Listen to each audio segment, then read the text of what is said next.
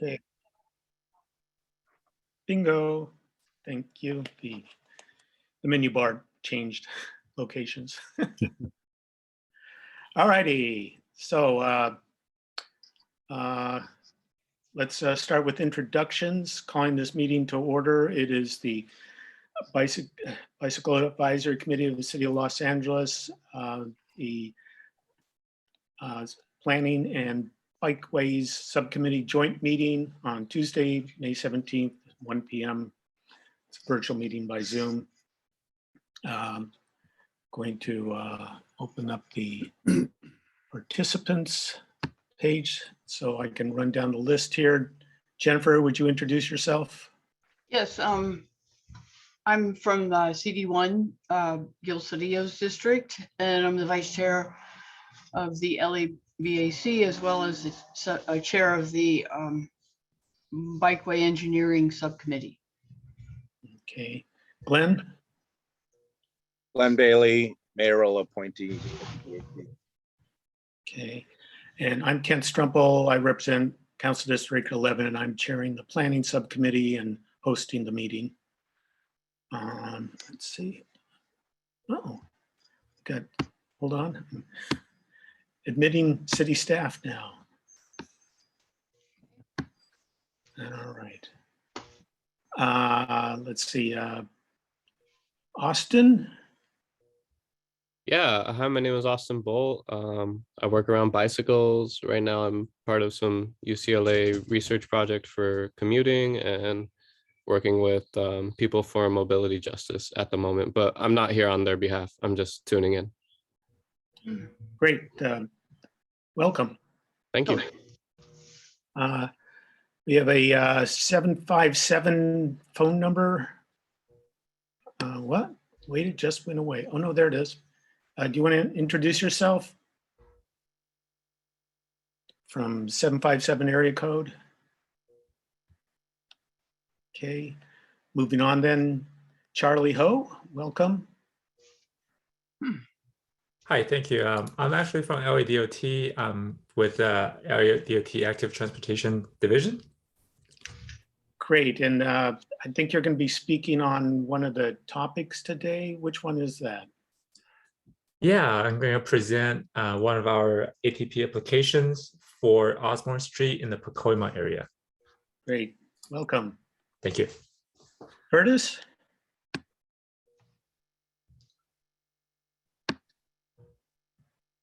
Okay, there I am. I'm an alternate for CD4. I'm here not for very long, just wanted to join the meeting for a short period of time. I'm still at work, even though I'm dressed like this. Okay, welcome. Let's see, Eli? He was driving in his car. He's our chair of the LABAC, our new chair. He's from Council District 10, and he's also the mayoral appointee. Moving on, Jay Rowe, do you want to introduce yourself? Hi, yes, my name is Jennifer, and I am a CD1 resident, and I am just here tuning in as well, but I am involved in the bike community. Great. Welcome. Matt? Good afternoon. I'm Matt Gertz, a transportation planner at LADOT, here to represent Vision Zero. Great, welcome. Michael? Michael Schneider, CD5 alternate on the BAC. Okay.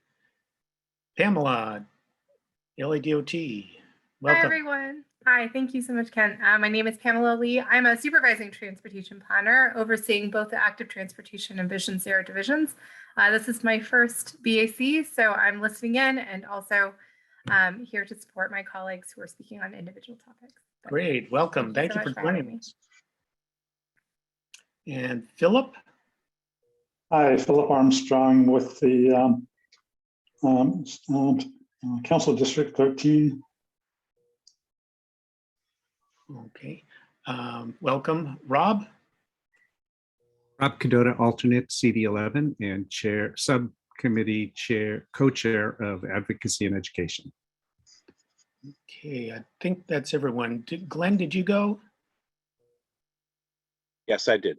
Okay. I think that's everyone. If I missed anybody, please Did you speak get- up. Did you get Tam? Tam, oh my God. Hi, Tam, are you everyone. here? So sorry. No problem. Hi, everyone. My name is Tam Nguyen. I'm a transportation planner at LADOT in the Active Transportation Division. I'm also the liaison for LADOT. Great. Thanks, Tam. Okay, moving on. Do we have any public comments on non-agenda items? Okay, hearing none, we'll move on. We have a report from the Cal Bike Summit. Was that last month, Jennifer, or when was it? Yes, April. Yep, beginning of April. Mhm. And right now I have to go back to, I can't see my desktop right now. I'm sorry. So I don't know if you blocked it for me. Oh, wait. No. Okay. Yeah. Okay. I found it. Okay. All right. 1 second. What I'm going to do is to place 3 links in the chat. One is the main link, calbike.org. And then I'm also going to place the, now it's changing again. I'm sorry. I'm going to place the recap link so that everybody has the actual whatever happened during the beginning of April. And then I'm going to put also in the chat all of the legislative watch list that I can't get in, Glenn. Can't. I can't get into chat. You can't. No. Well, I didn't do anything to stop that. I'm clicking on it and, oh, it's moved. Sorry. You know All what, right. Jennifer, you could Oh, plug just those let me in. finish this part, okay? Because I'm really getting a little, I have to go back and forth between everything. And this way, everybody will have the data that I won't have all the data. I only have what I saw. And there were so many items. There were films, there were plenaries. I went to both plenaries. I went to one film showing, and there were bike rides. There were, I don't know how many workshops. There are at least 20. Okay, So Jennifer, if I could just make a suggestion, why don't you plug in those links if you're having I difficulty? just got them in. No, do it later. Do it They're later. in. They're Oh, in. they're in. Oh, okay, fine. Go ahead then. Sorry. Oh, man. Okay. I'm really nervous. Sorry. This is not my forte, and I really enjoyed this workshop. I went there on a scholarship, so I really feel obliged to to report. And I have slides on Facebook which I can show you. I was going to start with the film, the entrance to the film, and I have to share that too. Oh boy. Yeah. I'm sorry. Yeah, we're just, I need to share screen. Yeah. You disabled it. Well, let me, sorry.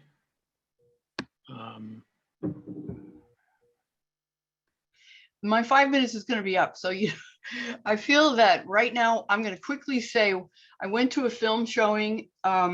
If you go to my Jennifer A. Gill Facebook, you'll see all of my about 200 photographs of what I experienced.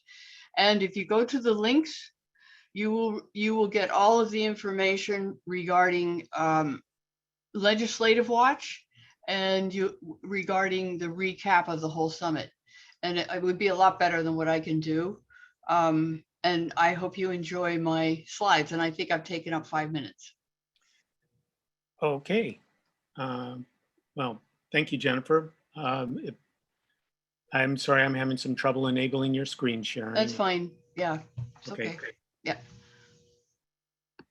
All right, then. Moving along to the next item. Kent, Yes. got my hand up. Oh. Two things. There was something in chat, so I added stuff to the chat. And that is for the folks who are not joining by computer. In order to be recognized, you hit *9 on your phone to show a raised hand, and to unmute yourself on the phone, it's *6, and then to mute yourself back again, it's *6. And then with regards to the CalBike item, I did sign up to join it virtually.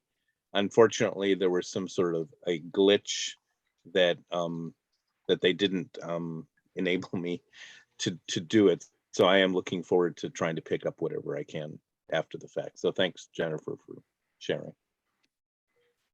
Oh, you're welcome.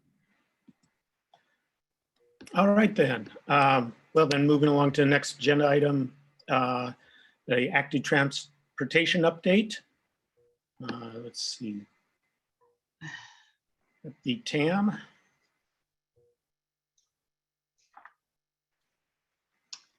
Transportation update. Aren't we starting with Vision Zero first? Oh, excuse me. Yeah, we are. I'm referring to the wrong agenda version. Yeah, go ahead, Matt, on Vision Zero updates, if you would. Yeah, can you let me share my screen, please? Yeah, can somebody explain how I do that? Where the hell is it? I've seen it. Just make them a co-host. Ah. So. Kent, there should be an arrow to the right of the share screen. And if you click on that, it should open up a box in the middle of the Oh, screen. yeah, there it is. Okay. That you can allow all attendees to. Yep, just and did everyone, it. as long as everyone's on good behavior, it'll work. It was there someplace. Go ahead, Matt. I think you're enabled now. Yep. All right.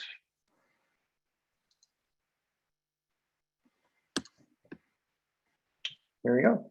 All right. Hi, everyone. Some quick updates, and then I'm going to go through one of our ATP projects kind of quickly, because I know we have a lot to cover today, but just wanted to share some information about that.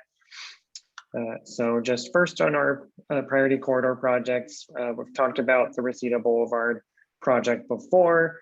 There's bus island construction currently taking place on Reseda, and we're anticipating that the full project, so including bus island construction, sidewalk repair, signal work, will be done early next year, and keeping the community and council offices updated as construction progresses.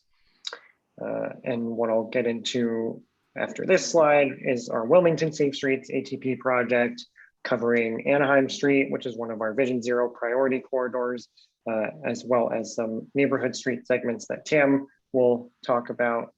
But the preview of that is lane reconfiguration on part of Anaheim Street to add class 2 bike lanes, so conventional bike lanes, and then parking removal on another part of Anaheim Street to implement concrete protected bike lanes, in addition to other signal and crossing upgrades.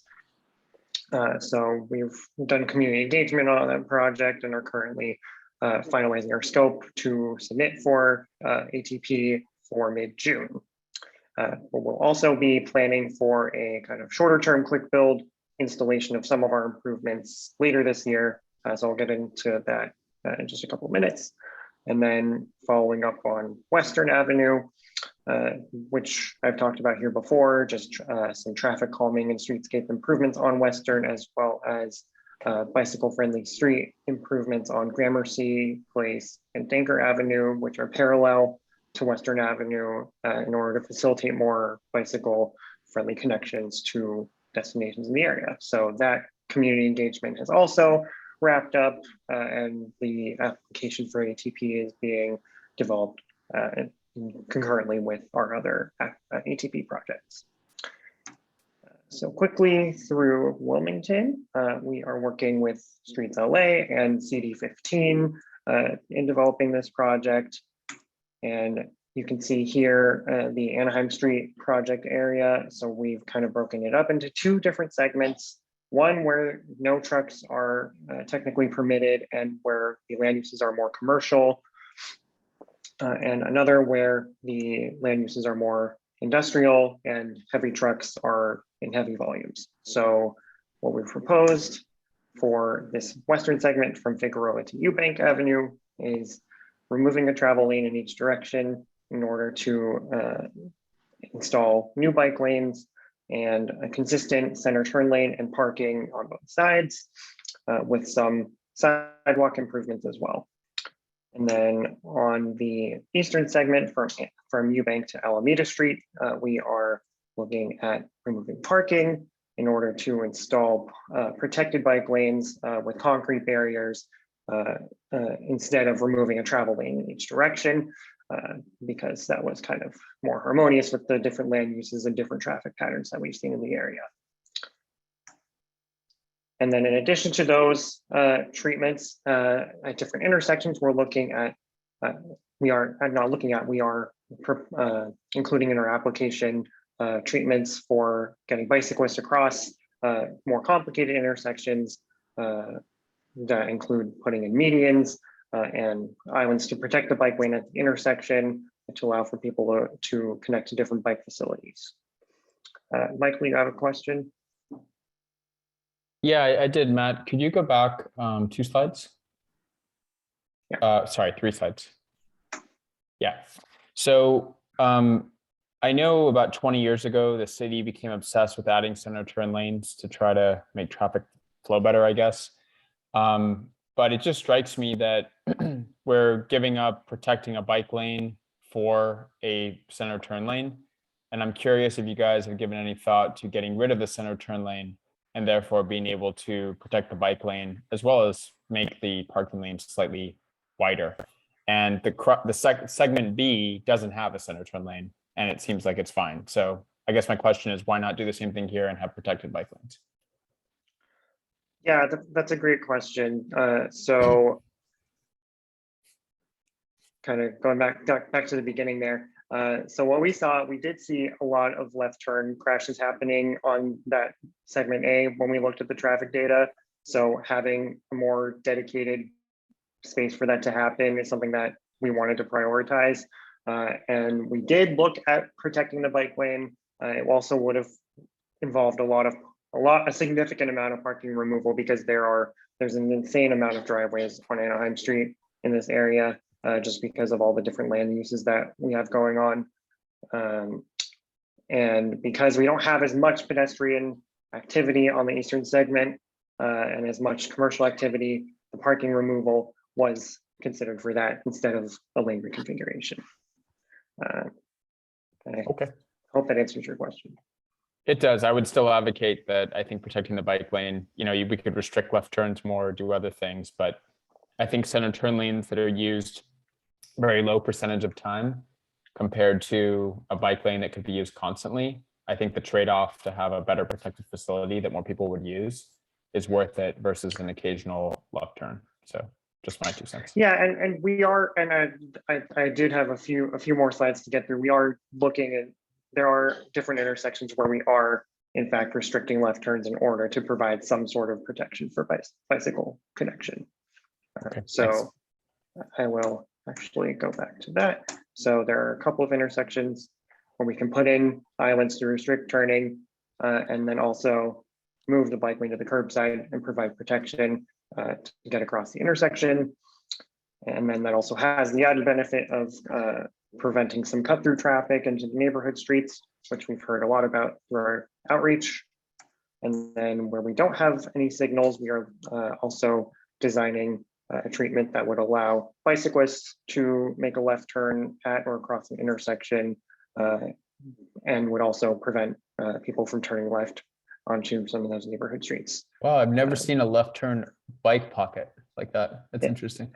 Yeah, it wouldn't look exactly like this, but there would be islands kind of on each side with some concrete on the inside to prevent drivers from using that space. Thanks. And then I see another hand up. Can you unmute yourself?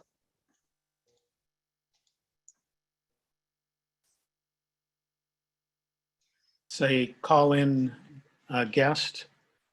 Yeah. Uh, Looks like they've unmuted, but can't hear anything. Okay. They're still muted. Can you hear me? Oh, yeah. Hi, I'm Jordan. I just have a question regarding some of the projects that are in the pipeline with Vision Zero. I know the Broadway Manchester active transportation project, there's a few different improvements going on there. I was just wondering if you had any like status updates for that. I'm not entirely sure to what extent Vision Zero is involved in actually implementing that mobility plan. But I was just wondering if you had any updates on the Manchester, specifically the class 1 bike lane that's supposed to go in there, but on any of the active mobility infrastructure improvements along Manchester. I think the Broadway ATP project is being handled by Streets LA, Bureau of Street Services. So I think they would have more information about that. And I'm not sure about any other improvements on Manchester, fortunately, but I can look into that.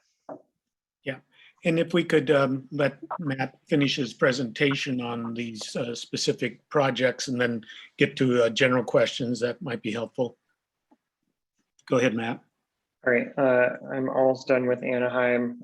So we're also looking at an intersection where we can add some bus platforms because we have significantly more right-of-way on one block. So we're looking at protecting the bike lane, moving it to sidewalk level, while also giving buses their own pickup and drop-off area, while also preventing conflicts with vehicle traffic. So really making it better for everyone using the street at that point. There will be kind of a boarding and a lighting area that you can see here that people will have to cross to get onto the bus. And then I will hand it over to Tam just to quickly talk through the neighborhood streets, and then I have one more quick update, and then I can take any more questions. Thanks, Matt. So as you all know, like this ATP application has basically two parts to it. One is Anaheim that Vision Zero is working on, and then the other one is what we're calling the neighborhood streets. And that's what our ATD team is working on. So for the neighborhood streets, we're focusing on specifically L Street, Neptune Avenue, Hawaiian Avenue, Frigate Avenue, and Eubank Avenue. And these are the streets that's highlighted in yellow on this map. Next, please. There we go. And similar to Anaheim, there will be like a few intersections where we'll have, we're planning on having pretty interesting improvements on. And so I'll be going over some of those. Here, for example, is L Street and Wilmington Boulevard. Matt kind of already went over this treatment a little bit, but we were thinking of proposing new Sherrills on L Street, but crossing here at an offset intersection, it will be pretty difficult for bicyclists to do so in, a more safe way. So at this intersection, we were thinking of doing a landscape island along Wilmington Boulevard on both sides of the street to act as a protected barrier so that when bicyclists when they cross Wilmington, they can ride along Wilmington and then go back onto L Street. So that's the vision that we have here. And then, just to enhance the whole intersection, we're also gonna be upgrading ramps and also adding 2 ramps at a mid-block to help pedestrians cross Wilmington Boulevard as well. And then upgrade the crosswalk to make it continental for better visibility. And I think that is it there. Hey, a quick follow-up question, Tam, on those. It sounds like landscape protected bike lanes that you're showing there. There's small medians, is that correct? Yes, they're, yeah, basically small medians. Okay. There's a similar situation on Santa Monica Boulevard where there's some medians that separate a frontage road. And I just want to point out it's critical to keep that landscaping as low growth landscaping so it doesn't obstruct motorists' view of cyclists over there. So when they approach intersections, they know that there's a cyclist approaching that intersection too, alongside them. Yeah. Excuse me, I think I misspoke a little bit. It will probably be just concrete and not really landscaping, if that makes sense. Because we won't really have enough room for that. But then again, we're not at the design stage to say 100%. But you know, the vision is to have something more concrete there to protect the bicyclists from crossing. Okay. That's yes, good point, Ken. Good point. Thank you. And then here we have L Street and Avalon Boulevard. So same thing, there'll be new share road on L, but crossing Avalon, which is the bigger street and has existing bike lane. We'd want to enhance that experience for bicyclists by putting in bike boxes to make turns easier. And then we'll be reducing conflict with biking and busing, as there are 2 bus stops, the north side of Avalon Boulevard. And we have enough room to put in 2 bus island treatments. If you all have been on, I think it's Los Angeles and Temple, there's a bus island there, and we're kind of envisioning the treatment here to look similar to that, where we'll have basically a median of some sort, and then the bike lane would still be there. It'll just be against the curb. The configuration wouldn't really change at all. And then I think we're also going to be restricting right turns on from L turning on to Avalon here to make it more safe.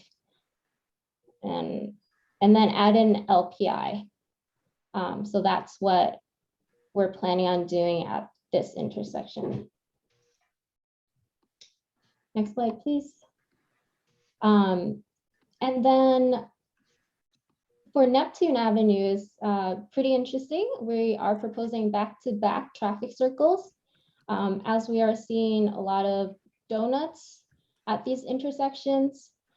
It'll be at Neptune and D, E, F, and G Street. And what we're proposing for the ATP application is for it to be a permanent treatment. However, as of right now, our crew is already out there working on the pilot treatment for these traffic circles. We're expecting it to be completed within a week or 2. And the pilot treatment is actually, it came about because of Streets LA's resurfacing plan. So we took that opportunity and we are implementing pilot traffic circles on Neptune. And then for the ATP, other than Neptune, we have L Street and Frigate Avenue as another traffic circle location. And these will be quick build sort of installations? Is that what you're suggesting? Or yes, quick build in sense of there'll be striping and bollards for the traffic circle. And it's coming in like within a week or two. What we're proposing for ATP will be more concrete, permanent.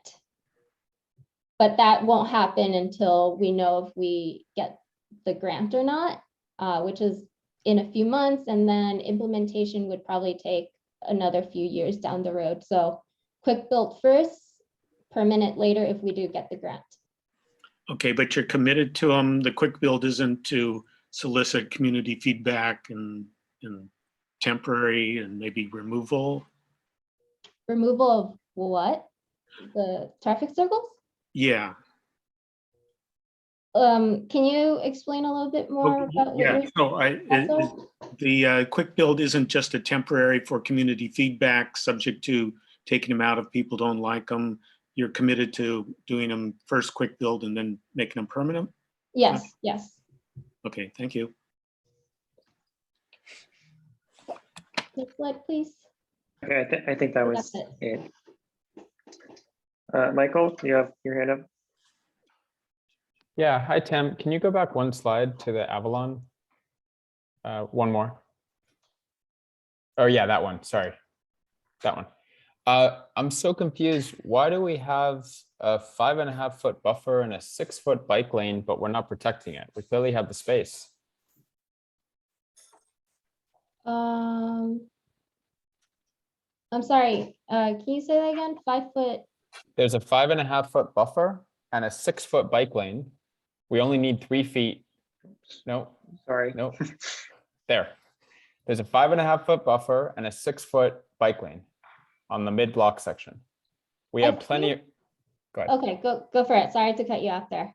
Well, I was just asking why we're not protecting it and switching it, even if there's some parking lots. We are trying to maintain the parking here, especially when Avalon isn't our focus street at all.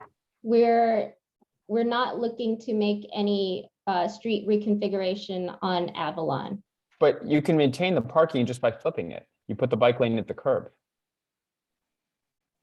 And it would parking protect it. Like Venice Boulevard.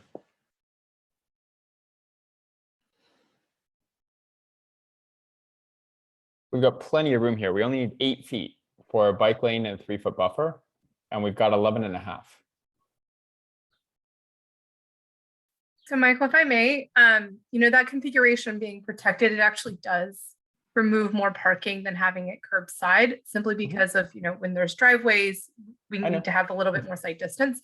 So it does result in a little bit more parking loss, but I think I can ask my team to look at that and just consider it, see if it's a possibility. I'm sure we did consider it, though. I'm pretty positive, because that's also our preferred configuration, when possible.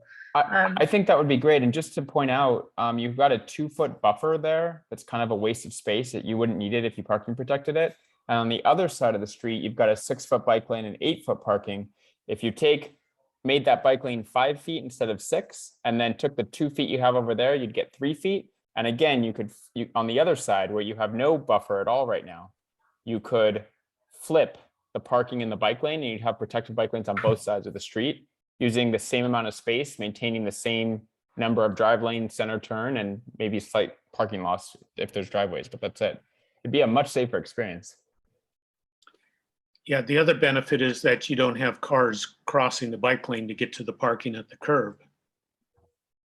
Understood. So I do hear Tam saying, we were trying to maintain it as much as possible, and that might be the current configuration, but maybe Tam and Charlie, let's take a second look at that. Just make sure our engineering team looked at that. But I think, Michael, if I'm hearing you correctly, if this is more similar to what is existing, we're talking about quite a substantial difference in cost in just, reversing all the lines, right? Like that's the situation. But yeah, I hear you. I mean, usually the fight is over making the space. In this case, we have the space. So let's just take advantage of the space, even if it's a little bit more in new thermoplastic and, 10, 15, 20% parking loss. Like this could be a much better facility if we just use the space we already have. So we'll take a look. Thank you. Thanks, Michael. I have a See. question, Kent. Yeah. Go ahead. Looking at this view, is this real? I mean, I see three corners of parking lots. Why would we even have parking on the street? Sorry to be that rude, but I'm amazed. There are three, is this the correct Avalon, L Street, West L Street view from Google? Yeah, Okay, I mean, I would like to post that question, not to you in particular, but into whoever designed this. Why are we even thinking about it? Well, I think the parking is existing is what they're saying, Jennifer, but I think it's a great point. We are looking at a very small subsection with 3 surface parking lots. And then there's another, look at that other thing that's going around. I don't even know what that's doing. Oh, that's a part. I don't know. But anyway, yeah, thank you, Michael. It's a great point. So like if there's 20% parking loss to parking protected, like who cares? There's 3 surface parking lots. Thank you.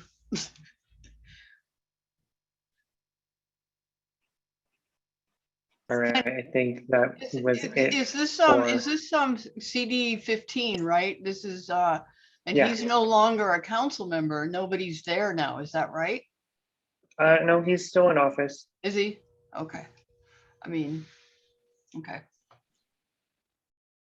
So I guess I referenced this earlier, but we will be we're planning on a quick build implementation for Anaheim later this year. So this configuration we are working to get resurfaced and then installed hopefully in the fall. And then that will also include some temporary treatments for curb extensions with paint and bollards in advance of some of our next ATP proposals. So that includes other pedestrian hybrid beacon treatments, concrete curb extensions. But so this is kind of what we're aiming to do later this year. And then the protected bike lane, we would also look at implementing potentially with a quick build, but definitely with the ATP funding if we're awarded. And I have one more quick update on one of our 2021 priority corridors that we identified. This is Foothill Boulevard in Council District 7. So we've done some just phase 1 improvements, early action improvements that we've been able to identify. So these are going on right now. So we are restriping all of the crosswalks to Continental. We are implementing green conflict zone striping for the existing bike lanes. And we have also simplified one of these intersections here to eliminate some more complicated movements. So if you can see my cursor, this used to be a free right turn from Foothill Boulevard onto Summit Rose, which would pose a big conflict for bicyclists. And we have now removed that right turn, closed off that part of the intersection. So it's reducing some conflicts there. So we'll be looking at longer term potential improvements on the corridor, as well as some of our other 2021 priority corridors. But this is just something that we're able to do right now. And that's wraps up my presentation. I know we took up a lot of time, but thank you. Wanted to share what's going on. Nice. All right, thank you, Matt. Glenn has his hand up, Ken. Yeah, thank you. Glenn, go ahead. Just a question on that Foothill Boulevard. Are you not allowing pedestrians to cross Summit Rose from either side of Foothill? Am I reading that correctly? Oh, let's see. I'm not actually sure. I think we are. We're just not allowing the vehicle movement through there. And Okay. there's still a crossing at Summit Rose and Mount Gleason, which was kind of the north-south. Let me bring it back up. So you can make that crossing and I see all that. these crossings. Yeah, I see that, but that's, for it's pretty busy commercial stretch there along Foothill, and I'm not saying a crosswalk. If you move your cursor to the left a little bit, more to the left, yeah. Oh, over here. Well, actually Foothill. I don't see a crosswalk, going from, not that necessarily it's a good idea, but people are going to do it because there's a lot of commercials, a lot of foot traffic, and even though it's safer to go the L, the two sides of the triangle, rather than the hypotenuse. I just think maybe you should think about pedestrian safety as well if they're going to cross from that rather lengthy stretch there of possibly putting in some sort of an island or do something. I'm not sure what it is, or maybe those are bollards. Is that what those white dots are? Yeah. There? Yeah. Okay. So maybe that's enough, but I don't know. Just think about maybe you should put some sort of indication there, because it is. I just don't see most people who are on Foothill and continuing on Foothill making that jog up and over, even though it's a safer way to go. Understood. Yeah, thanks, Glenn. And this is definitely, like I said, this is just the beginning. We're definitely taking a look at what else we can do in the long term. But I definitely hear you on that. Thank you. All right, thanks. Okay. If that's all for active transportation, any more questions for Matt? If not, we can, Vision Zero, excuse me. We can move to okay, we're under the same umbrella. Yes, no. Our work goes together. If we could move to the active transportation project updates now. Tam, do you want to lead us on that or hand it off? Yeah, so the Neptune project was one of the our team's project that is really getting implemented in the ground as we speak.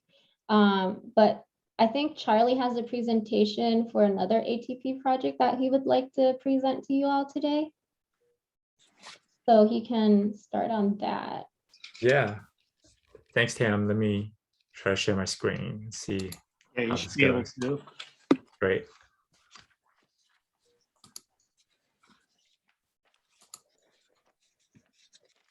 All right. Can you guys see my screen? Yes. Cool. Thank you, everyone, for this opportunity to share our another ATP application with you today. This is Osborne Street in Pacoima area. It's the Path to Park Access Project.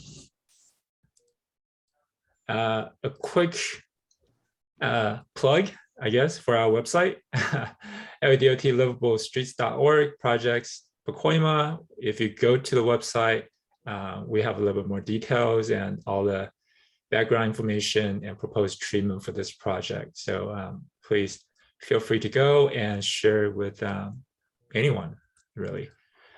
So project background, basically the Osborne Street project, it's in city. So we're working closely with City 7 and Streets LA, sorry, Streets LA and City 7 collaborating on this project. This project is, like I said, in the Pacoima area, close to the Lakeview Terrace and foothills. And this is connecting the bike path that's currently on San Fernando Road to the Hanson Dam recreation area, and hence the name Path to Park. So there were several plans, both community driven and led by the city, that we're drawing on as resource for developing this project, which includes the Pacoima Urban Greening Vision Plan. City 7 has led a number of virtual community visioning workshops, Pacoima Wash Vision Plan.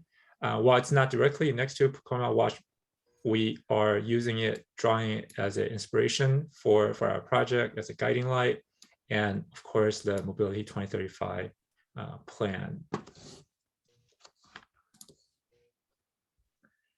So Matt and Tam already gave you a little bit of background about the active transportation grant application process. This is driven by the timeline.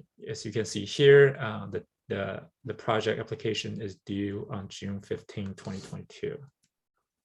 So what are some of the project goals that we're aiming for this project? It is to increase local access to open spaces and recreational destinations. I think very importantly, we do want to improve traffic safety, reduce fatalities and injuries. We want to provide alternative modes of transportation, enhance connectivity to jobs, social services, address environmental injustice and local pollution burden, and empower the community members via design and project planning. So traffic safety wise, in the past 10 years, 20 people were killed or severely injured in 20 crashes on Osborne Street. 20% of these people were walking or riding a bike. 3 people were under the age of 18, and 4 collisions that's on Osborne Street and Dronefield were under the age of 18. So here's a little heat map of the traffic collisions along the project limits, which is between San Fernando Road and Foothill Boulevard. And what are some of the community assets in the area? As I mentioned, this is where the Hansen Dam Recreation Center is located, which is really a wealth of recreational facilities, including skate park, aquatic center, equestrian trails, walking trails.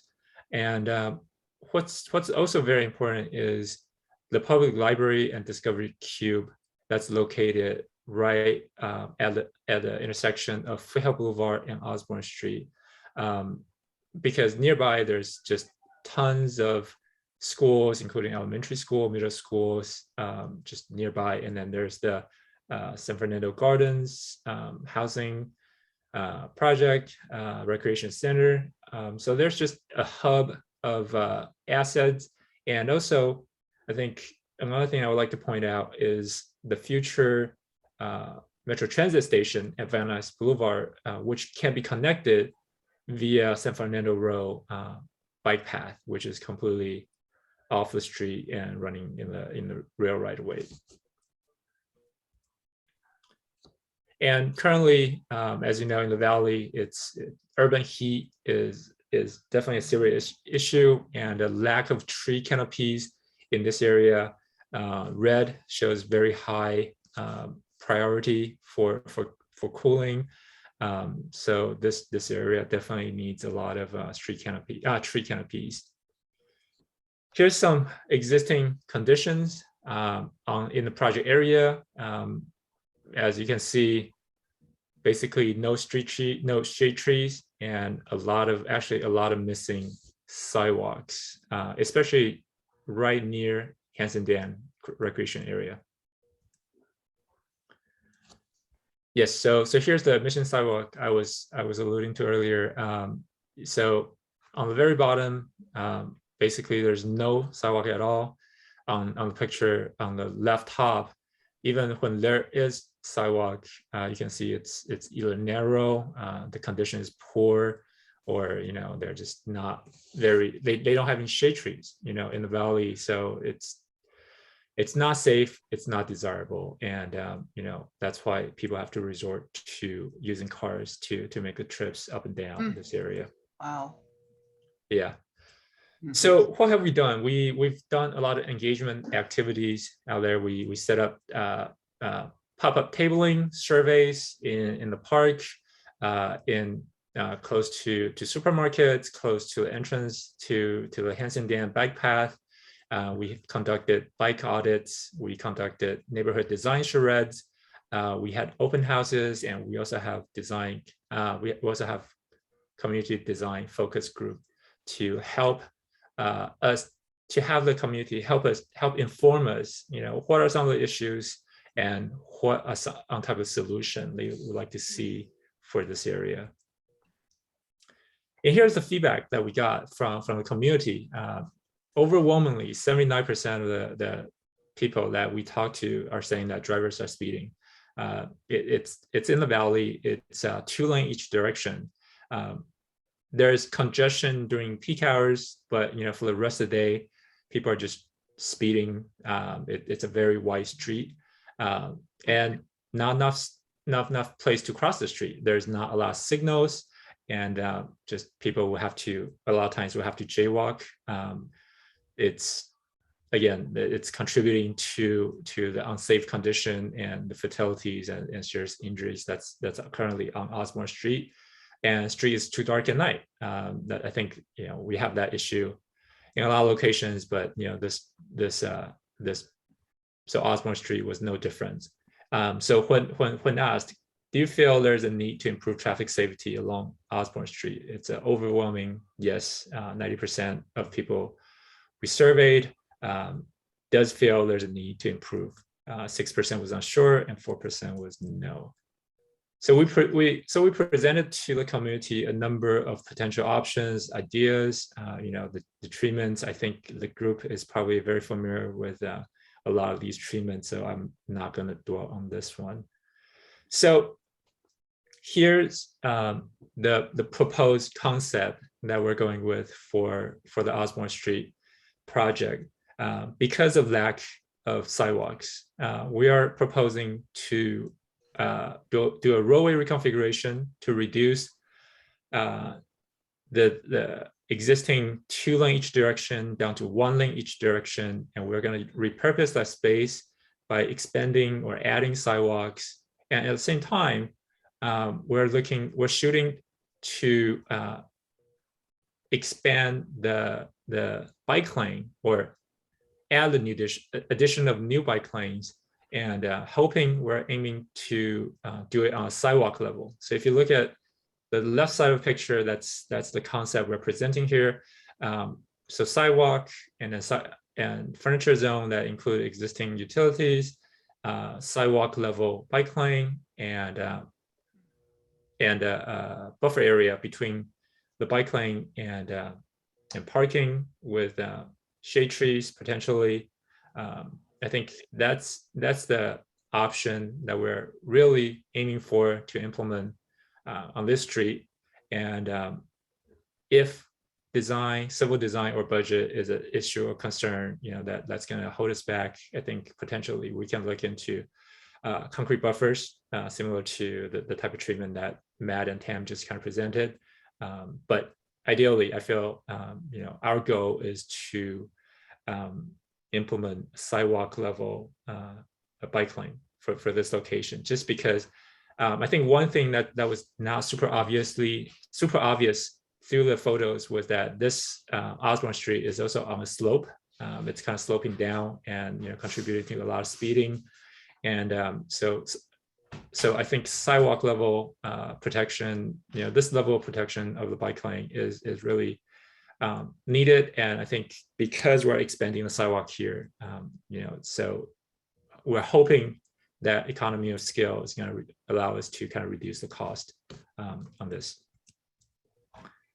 So some of the proposed elements, including greening, landscaping, potential street amenities, curb extensions at intersections such as Foothill and Osborne, Dronfield and Osborne, Glen Oak and Osborne, because the way the street configuration is right now allows really fast right turns at some of these corners, and we're hoping to be able to reduce that with the curb extensions proposed. Another kind of peculiar existing condition is Osborne Street and Osborne Place. So basically, there's a slip lane that allows vehicles to go straight into Osborne Place, which is mostly residential with multifamily dwellings. And we've heard neighbors that there's potentially kids playing on the street while there's trucks that could be driving through there. So what we're proposing is to, again, expanding the sidewalk to close off the slip lane and to realign the intersection realign the two streets more perpendicularly, and basically allow only one point of entrance and exit. So with the space that added, we're kind of aiming to install a pedestrian plaza kind of similar to this one shown here. And one of the issues that was reflected in the survey was that there's not a lot of place to cross the street.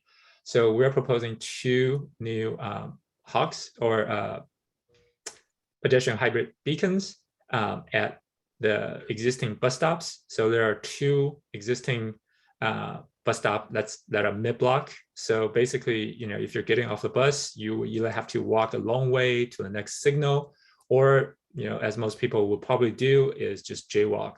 So we're proposing 2 new pedestrian HOCs and mid-block crossings to connect the mid-block bus stops, and hopefully kind of by increasing the safety, we're hoping to increase ridership as well.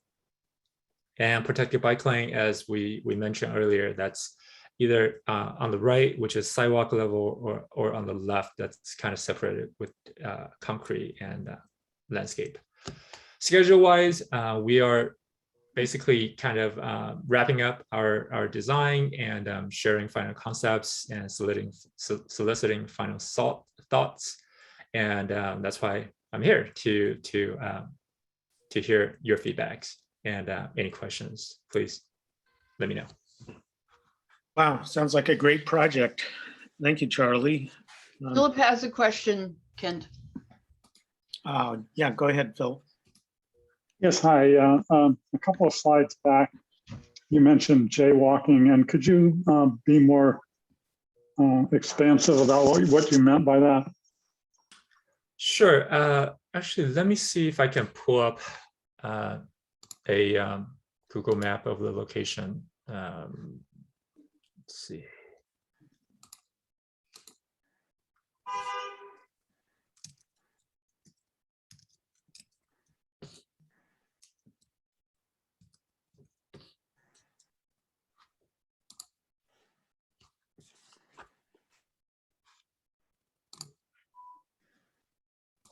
So there are a couple of mid-block bus stop currently. That's here. Let me see. I can pull this up. So Osborne and Bradley is one. So if you're looking at the southbound bus stop here, if you're a bus rider, you get off at a bus stop here, you will have to walk either all the way down to San Fernando Road, or you have to go up to Norris to cross the street. So I don't know about you, but I would probably not walk that far. I would just see a gap. I would just try to, find a gap in traffic and just cross the street here. And that's obviously unsafe. And we're proposing curb extension and mid-block crossing here to help facilitate make that cross. Similarly, up here's another location that's kind of like that, where there's a bus stop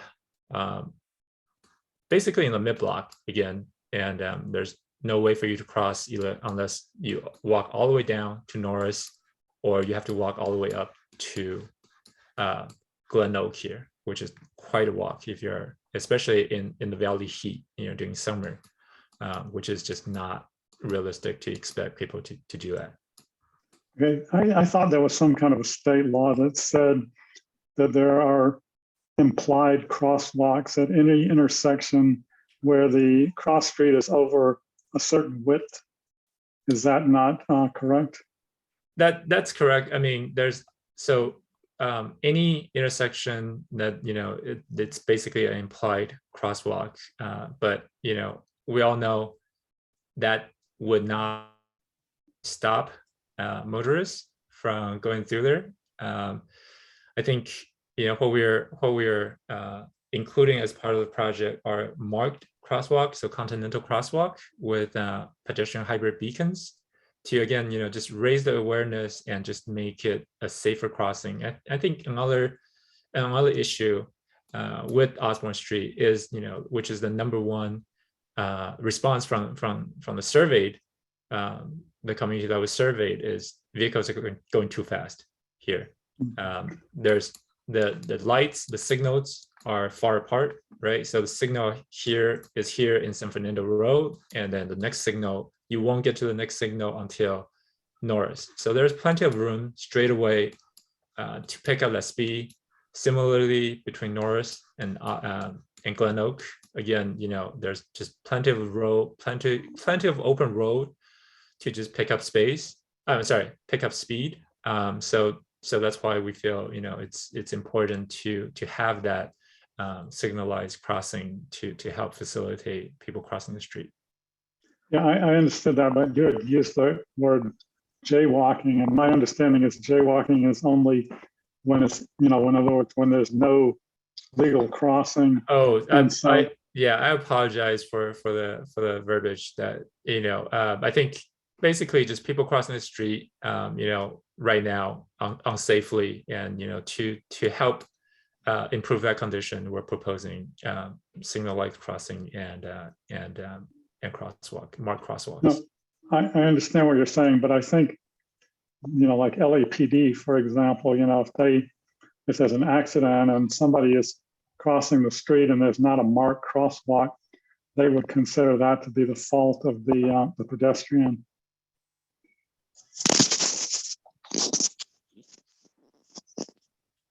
Okay, any more questions for Charlie? I don't see any hands raised. So I have a couple, Charlie. Sure. Oh, I saw Glenn got his hand raised. Glenn, yep, there's Glenn. Go ahead, Glenn.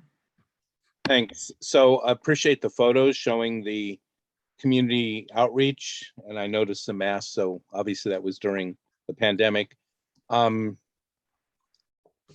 there going to be any other community outreach opportunities? Or I guess you'd wait to see if you get the grant, or are you done with that? Right. So I don't think we're scheduling any community outreach prior to the grant application, because the deadline is really coming up soon. Yeah, no, I wouldn't 15th. expect that. No. Right. So, but absolutely, after if we do get a grant, definitely we'll have more community engagement and outreach regarding the project to implement the project for sure. Okay, and then could you please make sure that the Bicycle Advisory Committee is notified when those community engagement opportunities happen? I offhand don't remember. I have to go back to my past emails. I don't offhand remember getting anything for this recent go around. Approximately what time frame did this happen? What year? What time frame? Your previous outreach? Oh, this year. It was this year. Okay. Yeah. March. Okay, got it. Yeah. Okay, thank you. Thank you. And I have a question. Go ahead. I have a comment. Charlie, we have a new email for everybody. Yeah, Jennifer, we're going to cover that in their next item. Can I just give it to him, please? Yeah. It's labac.committee@gmail.com. Anytime you want to send us as a group, that would be awesome. Great. Thank you. Okay. Okay, anyone else have their hand up that I'm missing? I don't see any. Yeah, okay. Charlie, I have a couple questions. First, what is the speed limit along this stretch, and is there the potential to lower it? And then finally, what strategies are you considering in your toolkit specifically to lower driver speeds, motorist behavior? Right. So I believe the speed limit currently, offhand, I think it's 45. I will have to double check on that. And I think the 85th percentile speed is even higher than that. I think if the speed limit was reasonably raised, then we will be able to bring it down by 5 miles an hour as part of the state legislature that was passed recently. But I think more importantly,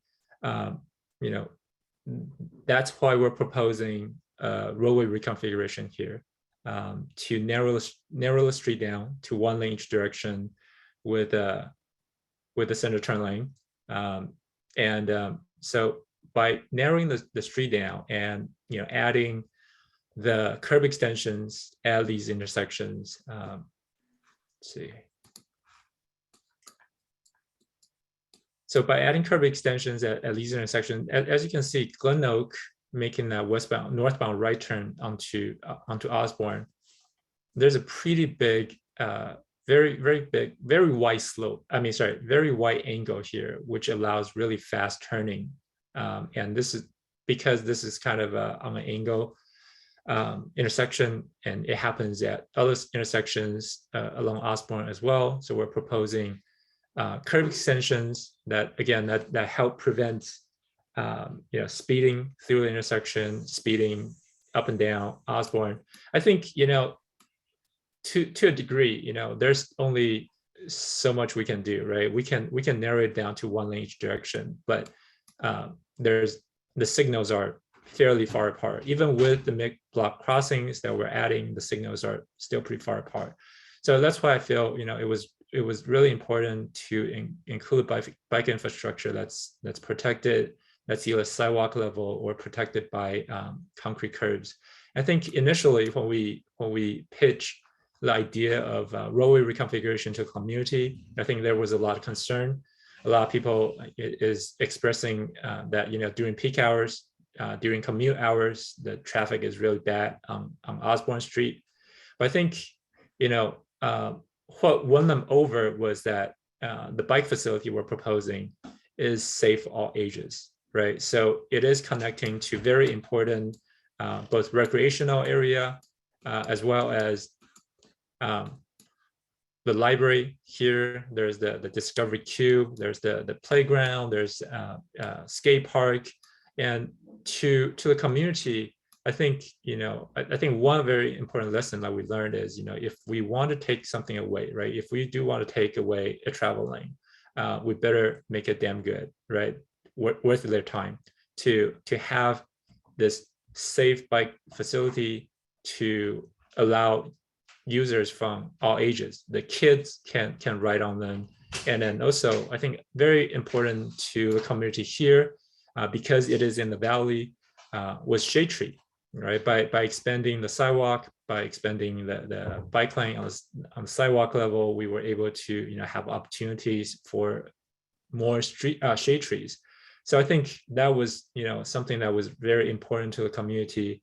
The safety for kids and the shade trees to make that good faith effort to them. Hey, you are going to be waiting in traffic for a few more minutes during commute hour, but for the rest of the day, this is transforming the street to a much safer place. So going back to your original question, even though there's only so much that we can do about reducing speed on Osborne Street, I think we create a safe enough infrastructure for people walking, biking, rolling to be comfortable, not just safe, but comfortably, enjoyably use the facility if we do get awarded for the grant. Amen. Yeah. Yeah, okay. Well, I just wish we had a few more tools for altering motorist speeding behavior. Perhaps someday we'll have automated speed cameras that would, be constant enforcement. Yeah, I think that's something hopefully eventually definitely that that can be achieved maybe sometime in the future. Let's hope. It's a legislative fight, Kent, from now on, though. There's a legislative battle there that opens up a can of worms on the speed cameras and enforcement as well. But we're working on that. We are. Yeah. I recognize it's a political issue as well. It is. Yeah. And a data privacy issue, and it starts unfolding. Let's remain hopeful, though. always hopeful. Well, Pam, as long as you're got the floor here, I wonder if you can speak to the sorry. Before I go, just want to ask if if the BAC so choose, can we would like to request a letter of support for the project to be included as part of our application. Yeah, and I can send over the details. Okay, yeah, please do. And we'll discuss that. I think it sounds worthy to me, but like to hear the opinions of the rest of the committee and see if we have any additional recommendations. But yeah, it sounds much needed. I mean, geez, those 20 bike and pedestrian deaths, that's really dramatic. So Yeah. Thank you. I'll send over the details. yes, please do. All right. Well, let's move on to the next item. Kent Yeah. got my hand, have my hand up. Oh. Can I ask Charlie, is June 5th, what's the, I heard June 15th, but what's the deadline that you would be submitting the grant application? June 15th, you heard it right. So June 15th, but obviously we need to have all the documents and letter of support and the other supporting documents before that. So Ooh. yeah. Okay, so June 7th is the date of the next full BAC meeting. So, you know, that's like a week before. I'll double check. I think we should still be good. Okay. Yeah. Okay. Thank Well, I would like to take this opportunity to make a motion to support this project, subject to further discussion. If anybody wants to second it, and we'll I'll give second it. Okay.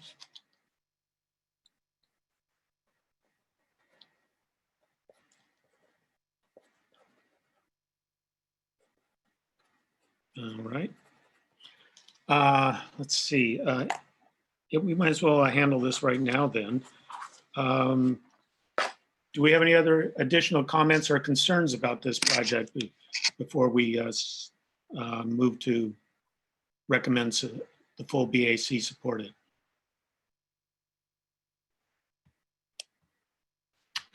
Glenn, is your hand still up, or? I put it up again. Oh, okay, go ahead. So I think this is an important project for lots of all the reasons stated. You know, the largest open space recreational park space for the Northeast Valley is Hanson Dam. And yeah, so given the issues that have been with major streets in that part of the valley, like Foothill Boulevard, et cetera, I think anything that can be done to improve safe access such facilities, even if that's all people going towards, but I think they would be used for lots of other reasons. So I do, yeah, so I do support this. Great. Of course, I find it worthy of support as well. Any further comments? Okay, well then I will call for a vote to see all who are in favor. Please indicate either in the participant list by raising your hand there, or Could you repeat the motion? to support this project. It's general, you know, unless we want to get into crafting language right now, I think we'll leave that to the version that'll come before the full BAC. But I would just say the motion is to support this project in concept and recommend a letter of support by the full BAC. As presented by the LADOT representative. Yeah. As suggested.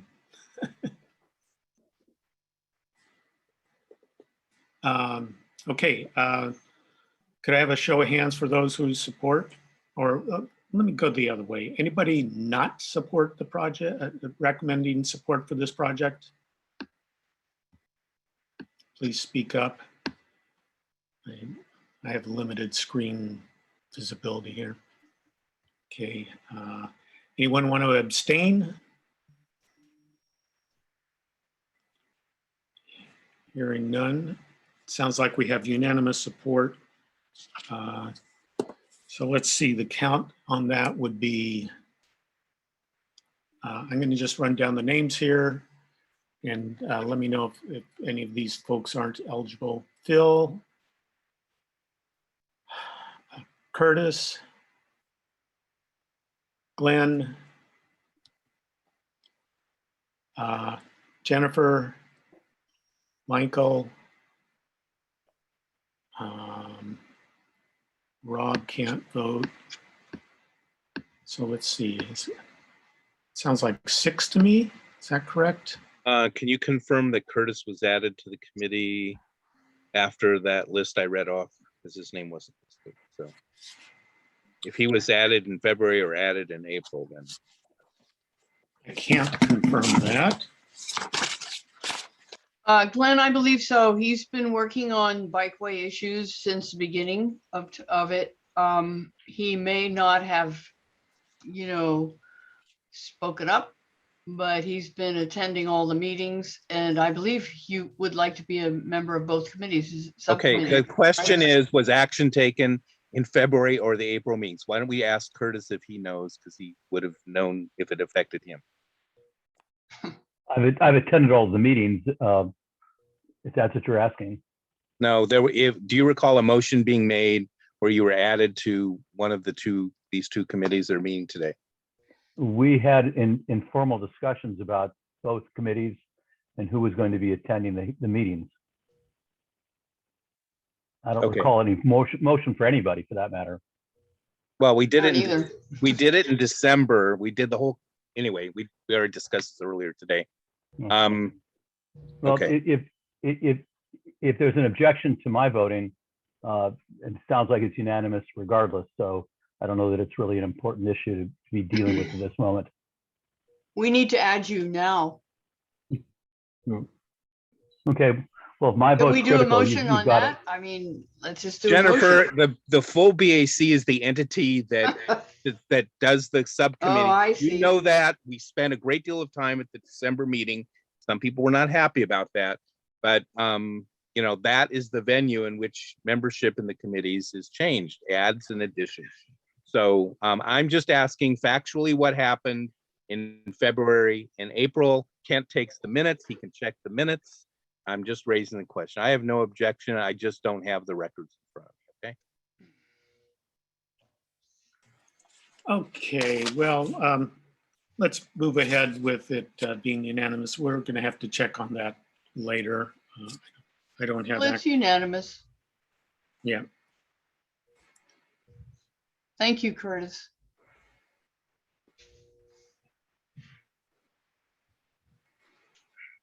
And let's make sure we agendize updating the committee membership at the next full BAC. All right, then. Let's move on to the next item. And it's actually still within active transportation. Pamela, if you're still with us. We submitted a motion, a request that LADOT and other agencies that we interact with send notice of community meetings regarding any bikeway projects to the BAC. And we have created a single email address that will then be distributed to the full BAC. And Pamela, I'd like to ask you or Tam if this is something that we could make operational so that whenever there are projects that are going to be presented to community groups, that our address be included on that is just a standing procedure. Is this something that could be implemented? Can I ask you to give me a little bit more background? Obviously, I wasn't part of this conversation, but when you say bicycle projects, do you have a certain definition of what that means? Because, sometimes it can be a little bit looser. We have everything from very formal corridors all the way to just, pop-ups and events like Safe Routes to School and things like that, like bike and walk day to school. Are all those considered bicycle events? If that's the case, then that's quite a hefty amount of correspondence, at least from LADOT, and I can't speak for my colleagues at Streets LA or Bureau of Engineering or any of those. So I want to make sure that we have a clear, defined when you would like to be informed and what degree of information you'd like. I think that would help us immensely so that we can make it operational and not, work within our normal, kind of the way that we tell people about events and whatnot. So I would kind of ask that question a little bit with a little bit more definition, and maybe you all can discuss us further in your next meeting on what exactly you would like to know about, I think that, has that already been discussed, I guess? Yeah, I guess I don't have a full appreciation for the challenges for you. To us, it seems pretty simple. If there's a project that will impact bicycles and there's going to be a community meeting, we'd like to be included. Sure. I'm not sure how that would be narrowed down for your purposes. I don't know if you have a means to always copy certain individuals on community meetings within your agency, and if you could just add us to that list. We do. We have that ability, and now with your centralized email address, that certainly makes it more easily. I think in the past, and Tam and Charlie can attest to this, we've coordinated with your president or your leadership to kind of be responsible for delegating communication. But we have always had the BAC. It's just at what point of the, planning is a long process, right? You have everything from conceptual to like implementation. At what part of that life cycle would you like to be a part of? I want to know more of that kind of like those kinds of details, and maybe it's everything, and that's great. And we can just say that we want to add you, but I think I could really use that definition so that I can direct my team on what they need to fold in, if that makes sense. Because I don't know if y'all want that much. we have a lot of events is what I'm trying to say. And I don't want to pepper your email with every single event that might be tangentially related to active transportation or bicycle facilities, that you will have trouble sifting through what you feel would be most meaningful. Yeah, okay. Well, it sounds like maybe we should give this a little more thought. But as to your last question, I think we would like to be informed of the earliest design scoping stage where the inclusion of bikeway elements will be considered, because too often we've come in at a point where they said, oh, well, the scope and the budget is already set. We can tinker around the edges. We should have spoken up earlier, so the earliest stage where we can have a meaningful influence, I think, is where we want to be invited. I'd say open the floodgates, and after a month we can say, holy cow, stop it, but just add us and then we'll figure it out. I want to make sure, Rob, you're not a minority opinion about that, though, just in case. And Charlie, you wanted to add something. I don't want to speak. Yeah, sure. So I think, that we'll definitely try to include BSC in our future projects. But I think, one of the challenges is a number or a good amount of projects is in response to resurfacing schedule. So, and when we spoke to Streets LA, we tried to get a more firmed schedule, but they have their own challenges as well, because permitting and other number of issues. So a lot of times they wouldn't be able to finalize their schedule until maybe the month off, right? And which leaves us sometimes very little time to incorporate, some bike projects.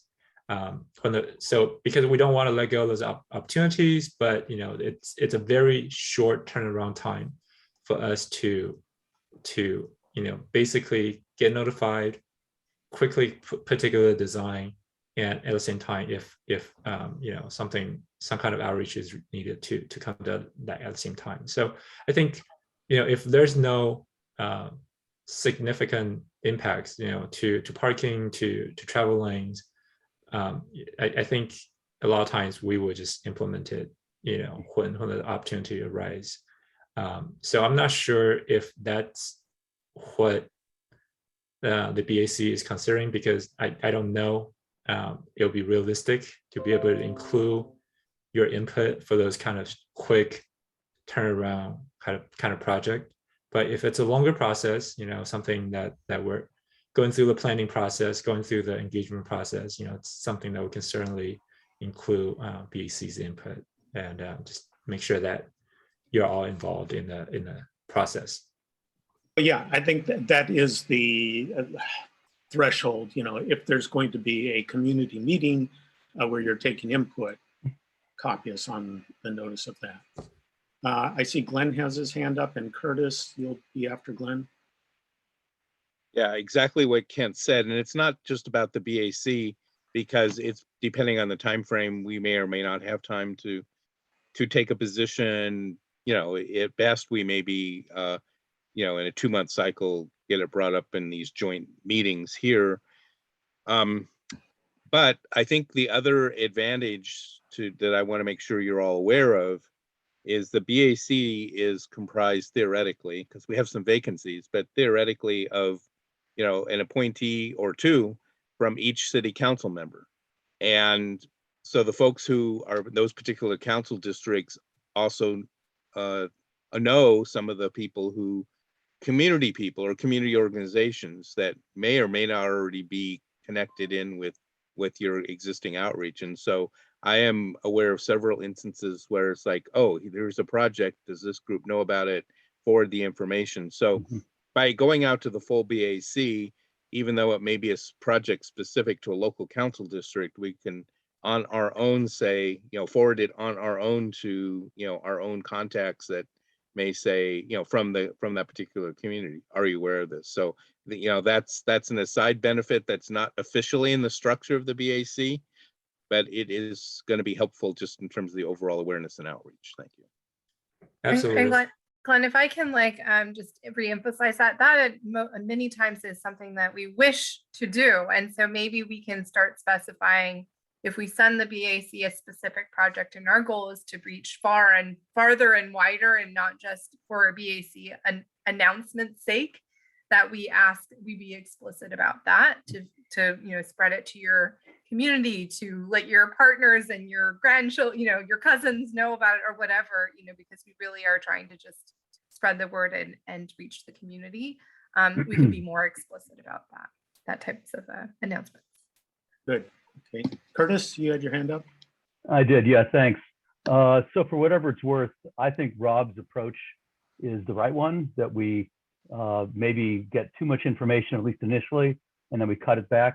The problem that at least I'm seeing, and I think others in the BAC are seeing, is that there are projects that go on during this in the city that we never learn about until it's after the fact. So it's a much safer, healthier idea that we get notice of everything, at least initially, rather than getting it sent to us selectively and finding that projects go forward and we never get an opportunity to participate. The other issue for me is one of safety. There needs to be a central location that cyclists can go to find out if something is being closed temporarily, even for a pop-up, or something more permanently. And we should be that location, or at least one of them. So I think it's really essential that we get all notices initially so that we can post them someplace. Otherwise, someone's going to be riding a bike down the street or on a path and find that something is temporarily suspended and not know why or what to do about it. It's really critical that we know.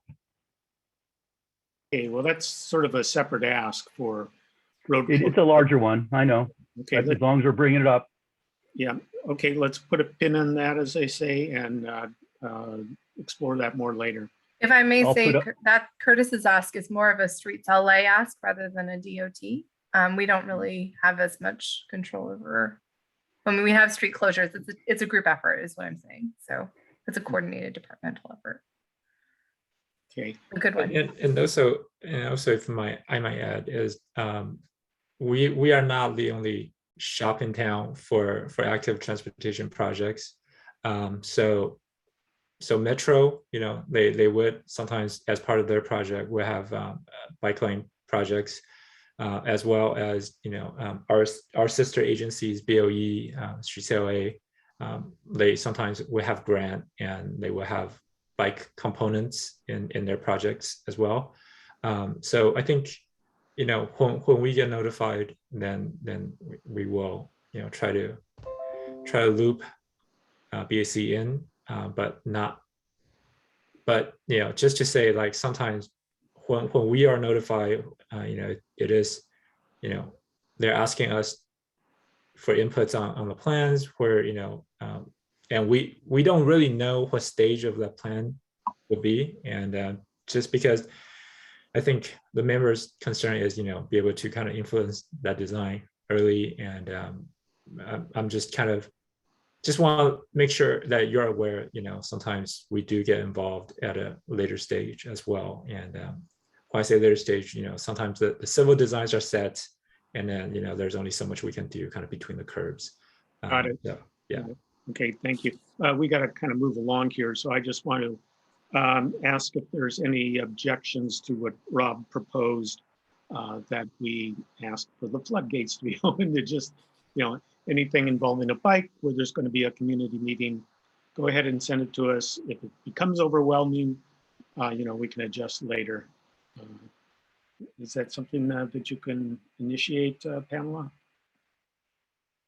Yes, I think so. And if you guys let me know if that email address is the email address you wish for everything to be the gate, if you will, then if you would please just put that in the chat, and I'll forward that to our external affairs folks so that they can include, as well as for my staff to see.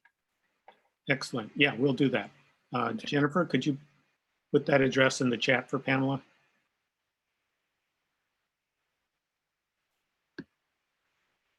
Yeah.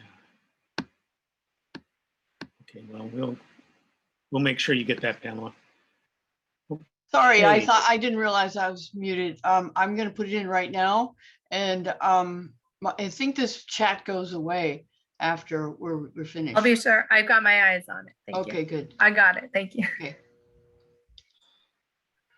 Okay, we got to move along here. I'd like to introduce the next item, which is the bike lane impacts during construction, requirements for public notice of possible closures, and Kent? procedures for ensuring cyclist safety. Kent, I don't know if you saw my message. I've got to sign off a couple minutes early today, and I was just wondering if it might be possible for me to give the Streets for All update now, and then you can go back to that item. I could do it quickly. Okay, fine with me. Any objections? No. If not, then let's go ahead. Thanks, I appreciate it. I'll do it quickly. So we're making a lot of progress on extending the bike path eastward on Bayona Creek. I met with Councilmember Wesson last week, and he is going to introduce a motion at City Council in support of the project. It's going to be led by the Bureau of Engineering with support from DOT, and it's very exciting. Healthy Streets LA continues to march towards qualification. And you guys might see some interesting action at City Council soon with a motion that would be in support of these goals. So there's a lot going on there, and that could change everything, including for the BAC. So stay tuned for that. I did want to show something that I thought is a really interesting trend in the city. I've seen this twice now in a month, and I just think it's awesome. And it's so inexpensive and so effective. So DOT now twice in the last month has done this. They have put up these quick build bollards to prevent cars from physically going straight across intersections where they can only make right turns. This is an intersection at Cahuenga and Lexington. I bike my 3 kids to school every day across this intersection, and multiple times a week, we have close calls by cars illegally making left turns or going straight when they're not allowed to. This is awesome. And since this has been implemented, we've had 0 issues. They're also wide enough for bikes to fit through. They're 4 feet apart. I just saw a second one at Waring and Highland, and I hope there's a lot more. This did require DOT to shut off the ability for cars to make a left turn onto the residential street, but they analyzed the volumes and decided that that wasn't an issue. And I bet you that's the case in a lot of intersections in the city. So just wanted to bring that to everyone's attention because I think it's a really great development. Streets for All is heavily into endorsements. We have a voter guide up on our website if anyone wants to see who we've deemed the most bike-friendly candidates. I can say for City Council, Scott Epstein and Jimmy Biblars for CD5, Aaron Darling for CD11, and we're about to announce, sneak preview in about an hour, Bryant Odega for CD15. We also are incredibly active on 18 different state bills, and there's a list on our website, and we just put up a report card showing the most bike-friendly and transit-friendly assembly members and state senators. So feel free to check that out. 2 upcoming happy hours, June 8th at 5 p.m. We're going to have the Vice Mayor of Burbank, Constantine Anthony. And July 13th hasn't been announced yet, 5 p.m. We're going to have Supervisor Hilda Solis, who of course is also a Metro board member. And the last thing I'll say is there's some really, really exciting stuff happening on Venice Boulevard. I can't really talk about it all, but I think there's a good shot of getting protected bike lanes for a huge stretch of Venice Boulevard this year. And it's really, really exciting. And I'm not going to even attempt to steal a thunder from LADOT. They'll talk about it when they're ready, but it's just, if this happens, it's going to be a phenomenal project. Cinema downtown, is that what you're talking about? It wouldn't go all the way downtown. Oh, Well, for two reasons. One, that's incredibly long for one project. And two, there's a pinch point at Arlington and the street narrows significantly. But I think there's a shot at getting protected bike lanes from something like Fairfax to close to the ocean. So that would be a huge. well, huge the Arlington to downtown has a parking problem, just like that one we spotted on the Google map, where there are tons and tons of off-street parking and plazas where there's parking off the street. And so Arlington would not be narrow there. If that Venice were Boulevard enforced. narrows at Arlington. It does. Yeah, it does. Yeah. But people park their car and sell them there in front of that cemetery, in front of the school, all kinds of craziness, you know? Yeah. So if this happens, if everything that I just hinted at happens by the end of the year, there will be a tremendous amount of momentum then to extend it further eastward. And I think we can seize on it. I mean, for those of you that were involved in Venice Boulevard for All in that initiative, LADOT has been using our screenshots. Like they're really embracing this, and it's great to see. And I think that there's a very good chance of something like that coming to fruition this year. So I'm really excited about it. That is exciting news. Yeah. Do you think we need to be in on reviewing the actual plans for that? I'm going to let DOT lead on that. I don't want to. I don't work for the city, so I don't want to be out of place. But there is a community meeting coming up. There's a public meeting in Palms at the Palms Neighborhood Council where you can get a taste of this. I think it's next week, whenever their next general board meeting is, and DOT will be presenting it. And then there's going to be a series of community meetings along the corridor. Yeah, I encourage you to attend the Palms one. I mean, this isn't a secret because it was already shown last week at the Transportation Committee meeting. There is a 24/7 red painted bus lane. There is a parking protected bike lane, and there's parking, and there's 2 vehicle lanes of traffic. And one of the most interesting things I found out was they were able to fit it all and convince the geometric design team to give a little bit because the speed limit's being lowered thanks to AB 43, which made the engineers a little bit more comfortable for getting things a little bit tighter. So this is kind of all related and coming together in a really great way. So if you're curious about the project, I would say tune into the Palms Neighborhood Council. I think it's next week. And that will give you kind of a sneak preview of what I think might happen on a much longer stretch of the street.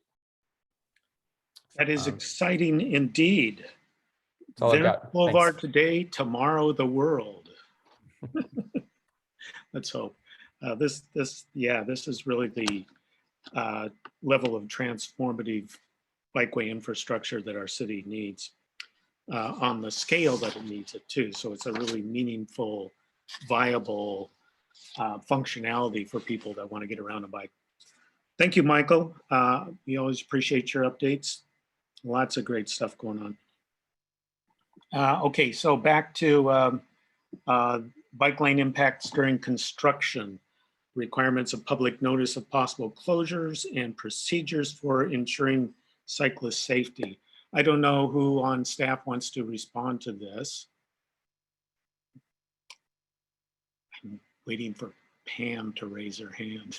I apologize. I did not get this item until minutes ago, but I don't know if Tam or Charlie, if you all have, I apologize. I was out of the office this morning on an appointment. So if you guys want to speak to it, you're welcome to. Sure.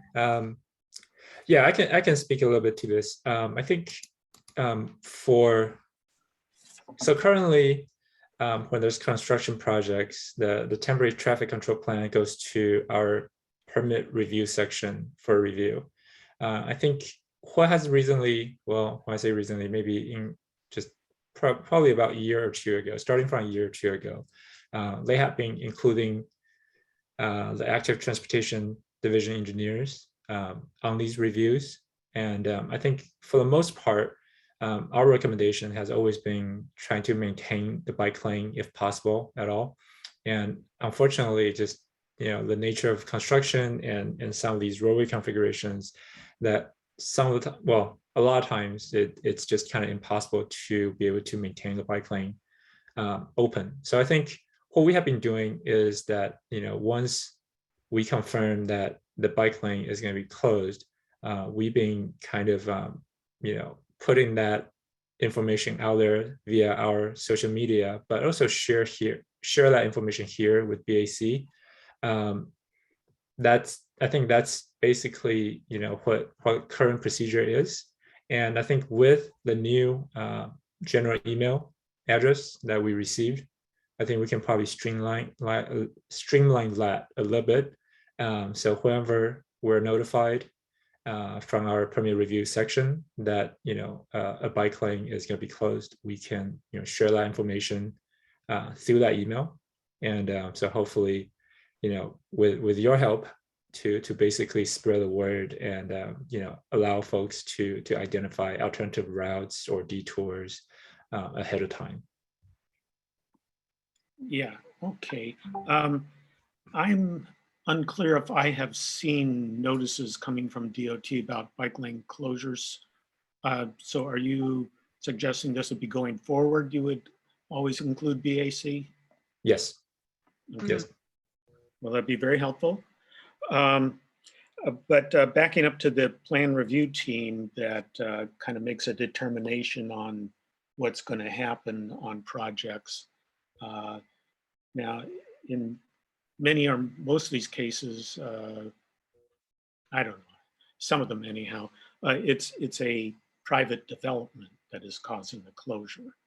And there's some determination that their operations need to take that space or would like to take that space.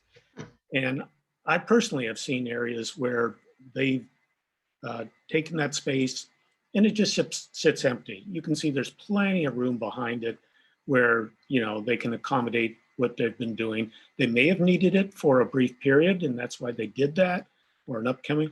I'm wondering if there's any flexibility where they can do temporary encroachments into the bike lane when they really absolutely need it, and then pull back and constrain their operations, to allow the bike lanes to still be present. Is there any opportunity for that, or is it all or nothing? We either have it forever or we don't at all. Right. So I'm not in construction, so I'm just speaking, based on my understanding here, which is limited. I think sometimes the construction is not happening 24/7, obviously, but it can be on and off, as with some of our public works projects. So at a given time, even though we might not see active construction work being done, is not necessarily mean that it's not still happening. And I think the other issue would be enforcement, right? So it's going to be really hard for DOT or any other entity to kind of monitor if it's like, are you working on this, and then a temporary encroachment, and then at certain time to be able to move back a less encroachment. I think that's also a separate issue.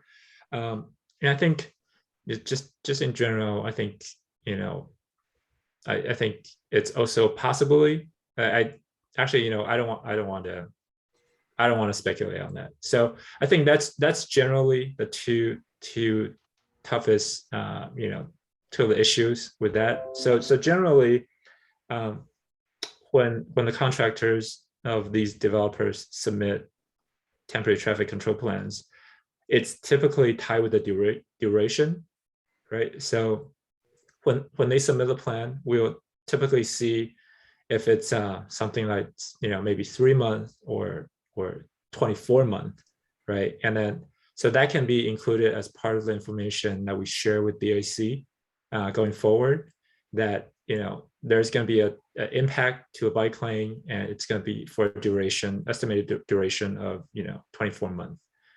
And so again, just please help us spread the words, and through your networks, through your connections, to make sure that as many people know as possible. I mean, even though we would like to say our social media team is doing an excellent job, but the real fact is we only have so much reach. So any kind of support that we can get from BAC, through your network, through your groups, to be able to spread the words, I think that's what we're kind of hoping for. Okay, sure, we'll be the bearer of bad news on your behalf. No, but so on the other side, well, what then are you doing to protect cyclists? Like, for instance, on Sunset Boulevard, where there are no alternative routes. That's like a canyon corridor that people are dependent on, and get around by bikes. And we're talking about 2 years of closure there. What can you do to help us out? I think sometimes it's a little bit out of our hands. Like I said, it's the permit reviewing section that's reviewing the temporary traffic control plan, and we can. I think what we can do again is to either implore them to keep the bike lane open, or try to help identify potential detours and set up detours. Although typically that's not an option, just because cyclists are sensitive to distance, compared to cars. You don't bike all the way around when there's no other connection. So really, I'm not sure if there's a good solution.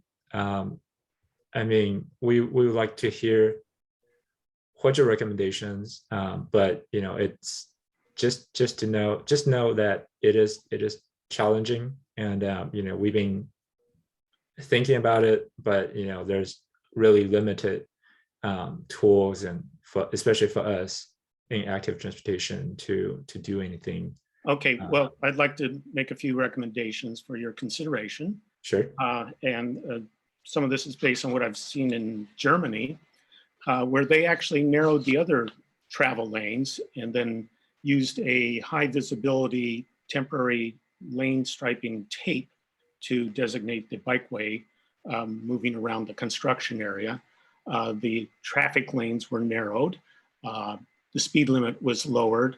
I mean, these are all things that are done during construction in other zones. Sure.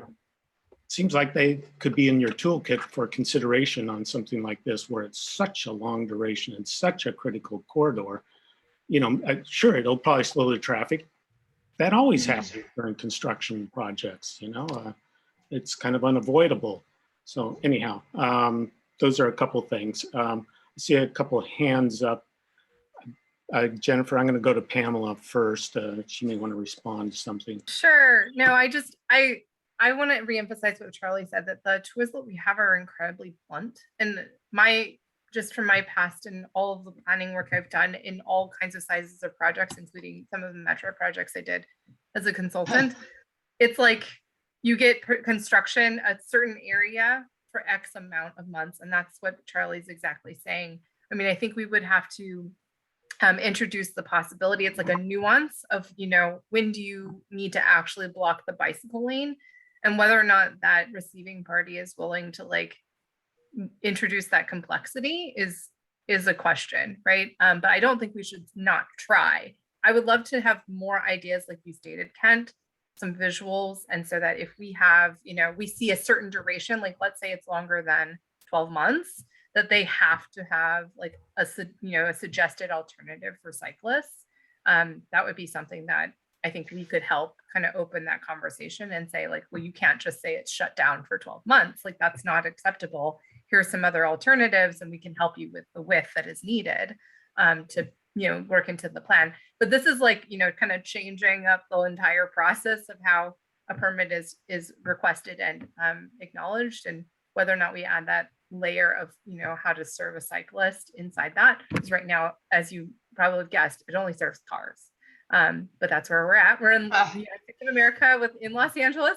But, I don't think that we should not try. So I would love to see if you have in your next, in the next conversation where you want to bring this up, some examples that you did see in Germany with some real photographs and like maybe even some, if you can find widths or certain spacing or certain like guidance. I don't speak German, so I'm afraid that those documents might be all in German. But, if we have some examples of that, like why it's well worth trying to like just see what other options there are, because I honestly have never heard of anything in the US. I don't know of a whole lot of examples of that, but maybe I might be mistaken. So this team here on this call and not, without Streets LA and without BOE by our sides, unfortunately, they seem not to be present.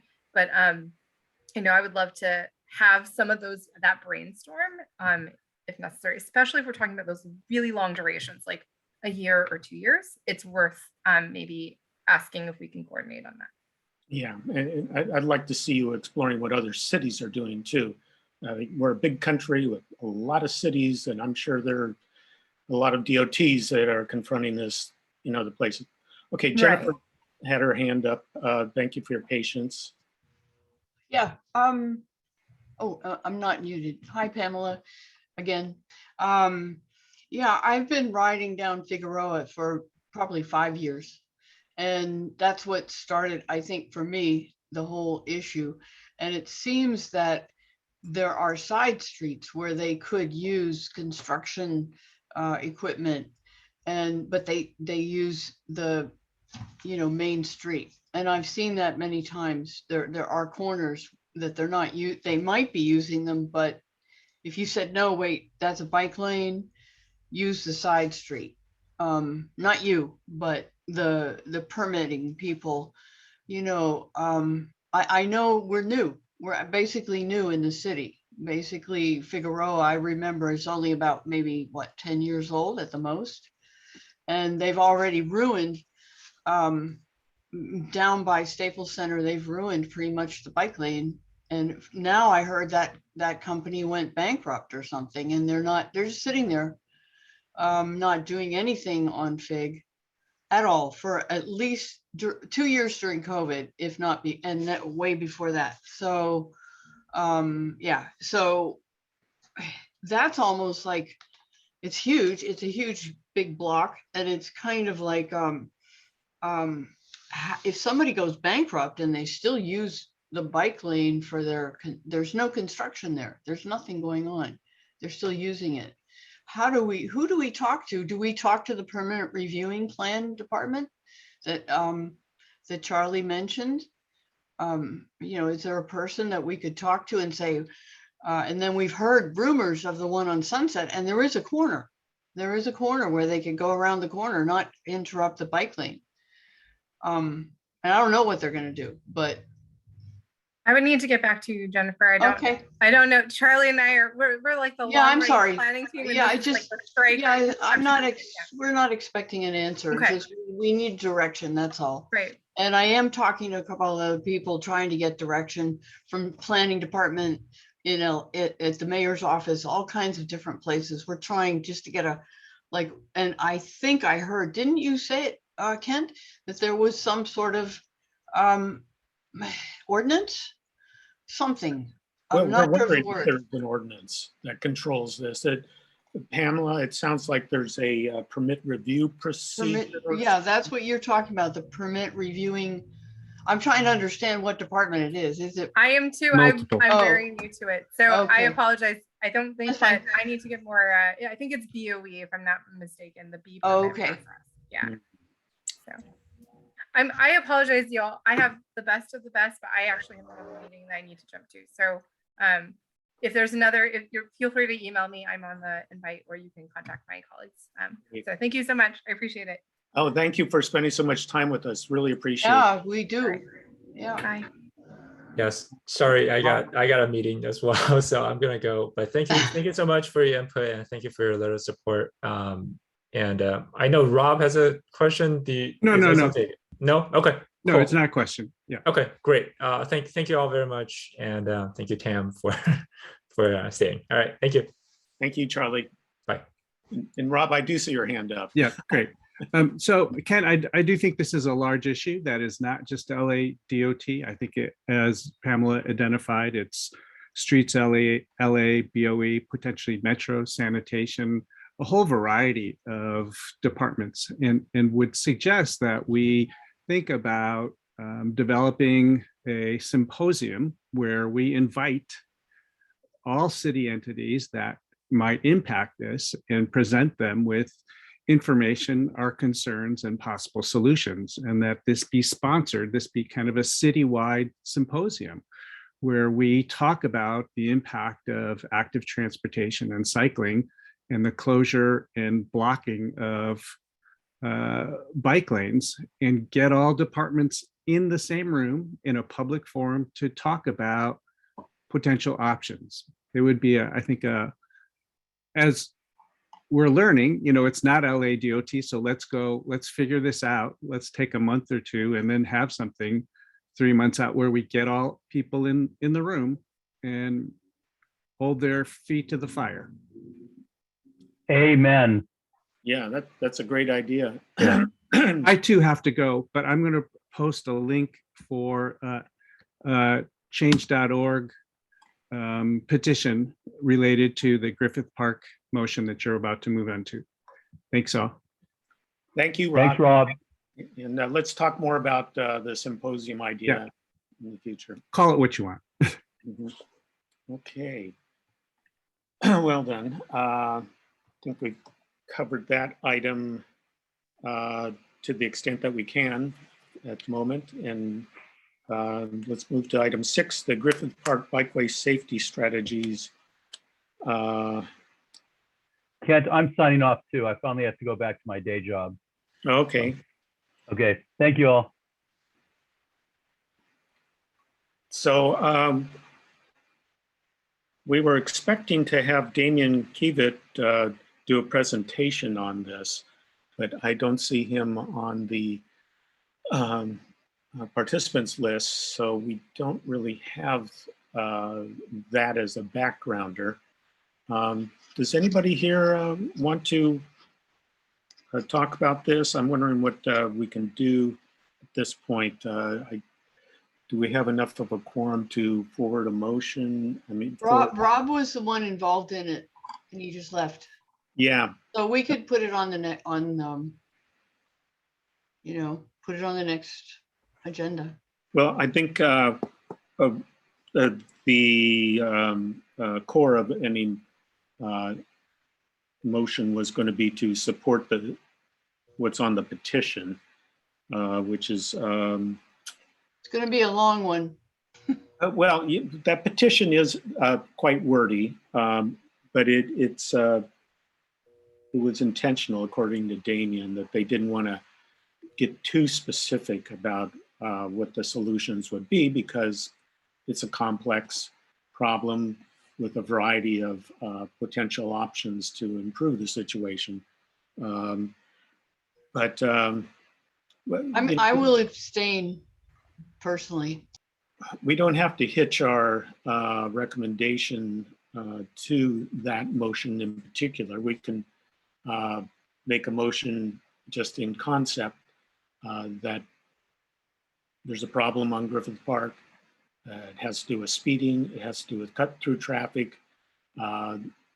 We strongly recommend that strategies be implemented that will lower the speed, reduce cut-through traffic, and enhance the safety of cyclists and pedestrians. Something broad like that. Okay. I don't know why you're abstaining, Jennifer. No, I was going to abstain to cutting car traffic through Griffith Park. I don't think that's possible. I don't think it'll ever be possible. Well, we're not talking about closing Griffith Park. Restrict drive-through car traffic through Griffith Park. What does that mean? Through,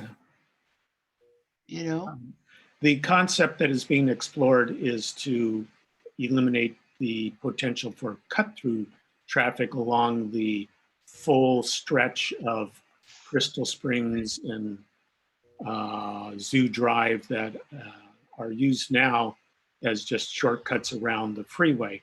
not to eliminate And automobile, Riverside too. right, and not to eliminate automobile access to all the destinations within the park. If there's a way to allow that, there appears to be, to allow access, vehicular access to the primary destinations, but to prevent through traffic. So it can no longer be a cut through for people. That is what's being considered as a proposal by the people who are most involved in this, which is Streets Are for Everyone. Yeah. I think is leading that campaign. Yeah. Any more input or discussion that people would like to make on this? I'm not sure we need to take action or can at this point. We have 1, 2, 3, Four people. 4 people, so we don't have a quorum. So any other comments about this or strategies? Oh, Glenn has his hand up.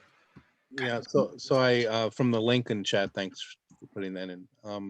I put in the text the operative section wording from the Streets Are for Everyone, and I think we could maybe agendize for the full BAC a motion that says we support their position, or we just take what they have put down, which the operative part is the City of Los Angeles and specifically the Department of Recreation and Parks return Griffith Park to the community, making it safe for the people who use it the most, not the speeding cars who use it as cut through.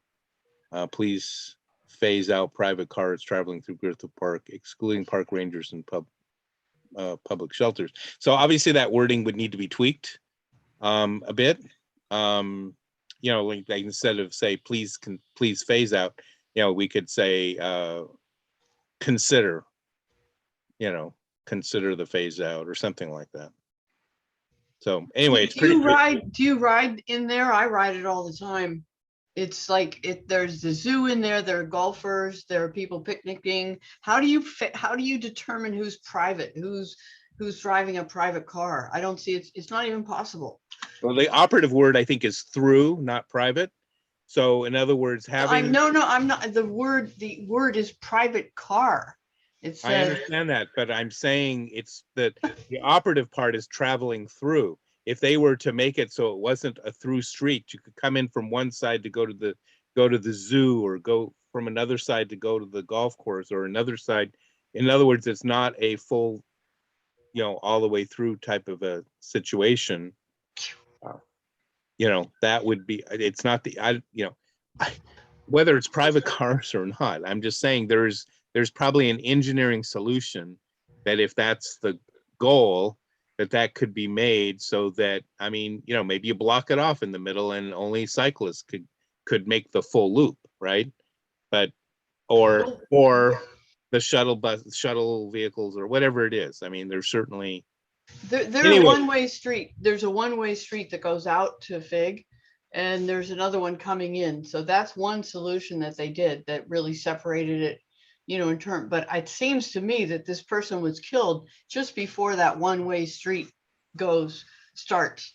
It's right by the merry-go-round, right? Yeah, well, excuse me, I forgot something very important that Damien is proposing in this.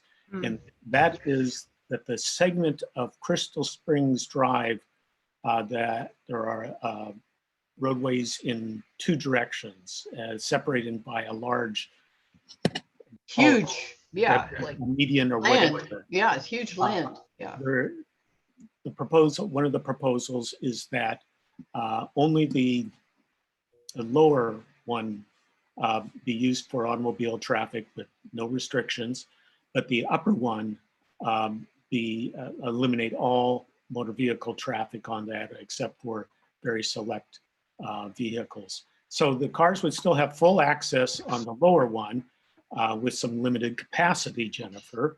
They wouldn't have, 2 lanes in each direction. They have 1 lane in each direction. And then the upper stretch would be for just bikes, peds, and equestrians, perhaps. But that's only a small portion of the park. It's really confusing. I think he needs to draw out a plan and maybe present a plan before we could really make a really good decision. It's huge. That park goes all the way over to Warner Brothers, and I've ridden the whole thing. And I don't see how you could stop anybody from coming in there from that end. You come off the 5, you go on the 5, you go to the zoo. I mean, there are a million things that people are doing in that park. I Yeah. don't see how he could slow it by maybe putting stoplights in there. There aren't any. They could do that. But I don't see them stopping cars from going through that park. It's impossible. No, well, yeah. I mean, if you're arguing that through traffic should be preserved, well, that's your opinion. Yeah. There's I a think they could concept- put stoplights in there. They don't have any. They have stop signs, 4-way stop signs, and they are dangerous because people go through them. Yeah. Well, I agree. I think we need a well illustrated proposal to consider. However, if we want to, we could still encourage just a general letter of support that something be done at this stage. Okay, I could go for something like stoplights. Yeah, but not this language that's in the chat, because that is kind of It's impossible. I don't see how it would be even. It would be a rebellion. I think Philip, where he left. Oh no, you're here, Philip. That's your 13 up there, right? That's CD 13 right along the river. Goes all the way over to the other side of the river, all the way down. And that would be Mitch O'Farrell, who would be need to be approached on it. Glenn, if I could ask a question, what action are we able to take without a? Oh, it's 4. Wait, I'm sorry, it's 4. It's CD 4. It's what's her name? It's the other lady. Oh, it's not Mitch. Nithya Raman. Nithya Raman. That's her area in there. So She just got she got all that area recently. Why don't you invite Mehmet Mm-hmm. to come to the committee and have a conversation about this? Yeah. And see where their heads are at. Yeah. That's a good idea. Yeah, in fact, a conversation in advance that would be warranted, I think. Well, and to your question, I think we don't have a quorum. We can't vote on anything, but I mean, you can certainly request something be put on the BAC agenda as one of the chairs of the subcommittee. So it's a bikeway, basically.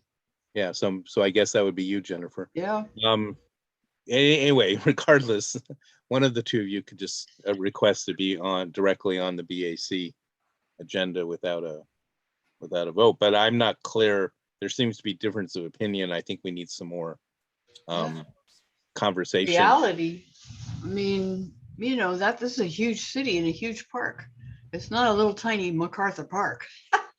It incorporates Burbank, Glendale, North Hollywood. I've ridden all through there on my bike, and I've come up the metro to Universal.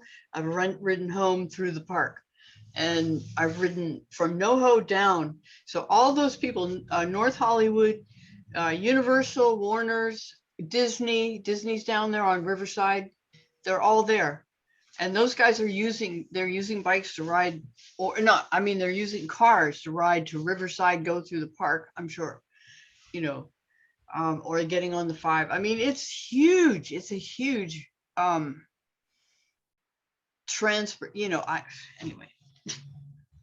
Yeah, okay. There are hundreds, I mean, there are like tens of thousands of people probably going through there. They should do a count.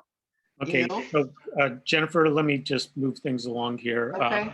I'm going to put a note in the minutes that we request an action item be placed on the BAC agenda regarding the Griffith Park. And have a council member, or CD4. Yes. Talk to us. Okay. Curtis would be good on that too. maybe I'll ask him. Well, he'll have something else to say Yeah. than what Mehmet. He rides through there all the time. That's what he told me. He and his girlfriend, they ride through there. Yeah. And, you know, they know the area. pretty Yeah. well. Okay. Wish he was here now. You know, Okay. Philip, I don't know, Philip, you ride through there much? I'm not sure. Not so much. Yeah, I mean, I've ridden through the whole thing. I've ridden through the back fire lines everywhere. I mean, Karen's another good one who would know that park, you know, and probably Eli too. Eli would know. Yeah. Right. Good. Okay. So we'll move ahead like that at the full BAC meeting. Yeah. Well, let's see. We got a couple more agenda items. I'm not sure that we can cover them adequately. Item 7 is enforcement of vehicles parked in bike lanes illegally. Regarding improved placement of bollards, we made a motion in that regard, but we don't have city staff to give an update on the feasibility of that or inform. Let's postpone it for July, whatever, the next meeting. And then there's the road resurfacing bikeway implementation matrix. That's just an ongoing item. Okay. We had the Streets for All update, and the project suggestion list is also an ongoing item. So I think we've covered everything. Any final comments by anybody? Good meeting. Thanks for hanging in there with us, Phil. Oh, you're welcome. You got 2 names up. I have 2 devices. Okay. When we were starting the show, graphics with a lot of details, I couldn't see them on my smaller screen. Okay. Yeah, I know the problem. Can't vote twice, that's all. Okay, thanks everybody. I'm gonna stop the recording now. Wherever the heck I do that.